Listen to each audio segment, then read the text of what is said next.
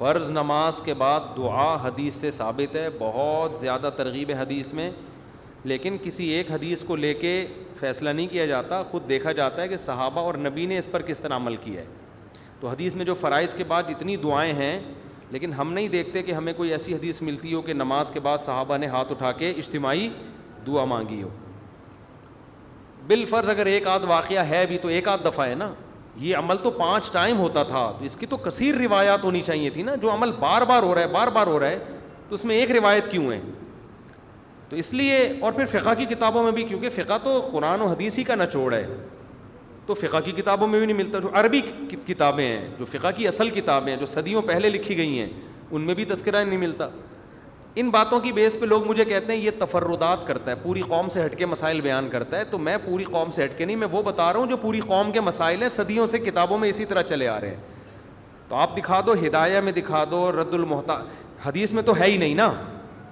تو آپ فقہ کی طرف اگر آتے ہو تو فقہ شافعی میں دکھا دو، فقہ مالکی میں دکھا دو، فقہ حنبلی میں دکھا دو، فقہ حنفی میں دکھا دو، لیکن فقہ حنفی کی عربی کتابوں میں، اردو میں نہیں.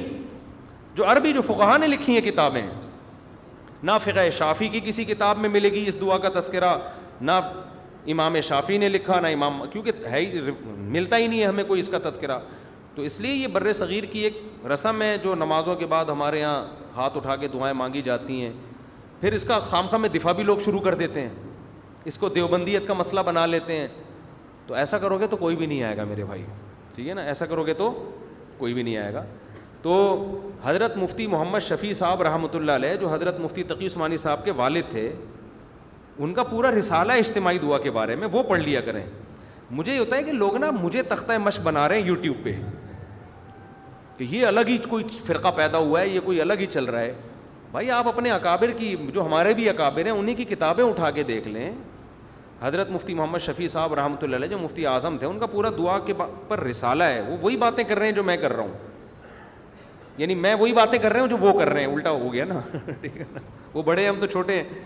تو پھر بھی ہم یہ اس میں اعتدال کے وہ ہے کہ آپ اماموں پہ فتوے نہ لگائیں، جا کے مسجدوں میں فساد پیدا نہ کریں. کوئی کر رہا ہے تو کرنے دیں اس کو، بدعتی نہ کہیں اس کو، ٹھیک ہے؟ ان کی اپنی کوئی دلیل ہوگی. ہم تو صرف یہ کہہ رہے ہیں ہمیں برا بھلا نہ کہیں اس مسئلے کی وجہ سے. تو اگر کوئی کر رہا ہے تو فساد نہ کریں. اور بہت سارے بڑے بڑے مسائل ہیں، کسی اکابر میں سے کسی عالم کی گستاخی نہ کریں، آپ کسی کو بدعتی قرار نہ دیں، اپنی رائے پیش کر دیں، مان لیں ٹھیک ہے، نہیں مانے کوئی بات نہیں. علماء میں اختلاف ہوتے ہیں، جہاں درجنوں اختلاف وہاں ایک اور صحیح. ایسا کون سا گھبرانے والی بات ہے بھائی؟